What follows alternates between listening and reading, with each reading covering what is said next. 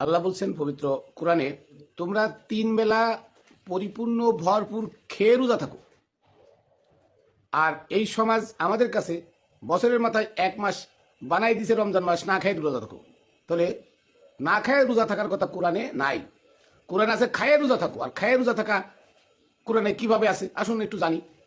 সূরা মরিয়ম আয়াত নাম্বার 26, পাকুলি অশ্রবি অকর্রি আইনান, মানে হে মরিয়ম, তোমার চোখে যা চাই, যা মন চাই তা খাও, পান করো। অতিভক্ত চুরের লক্ষণ। এই চুরে কইতাছে যে রমজান মাসে 3 বেলা খেয়ে দে নাকি রোজা রাখতে আল্লাহ বলছে, আর মানুষ না খেয়ে রোজা রাখে।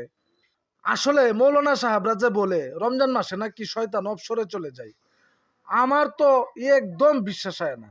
শয়তান এখন লাইভে আইসা কথা বলে, এই শয়তান ডাইরেক্ট। হ্যাঁ, কত বড় ফতুয়াবাজ, সে লাইভে আইসা বলতেছে যে 3 বেলা খায়া দায়া যা মনে চা তা পান কইরা রোজা রাখতে আল্লাহ কোরআনে বলছে। আবার একটা আয়াতও কইছে। আমরা ছোটবেলায় একজনের সাথে আরেকজনে বলতাম যে লিচু বড় হইলে কাঁঠাল হয়। আর এই ধরনের মানুষগুলি যদি বড় হয় তাহলে শয়তান হয়। এই শয়তানের বাচ্চারা দেখে আসলে আমার কথাটা একদম ছোটবেলার কথাটা মনে পড়ে গেছে।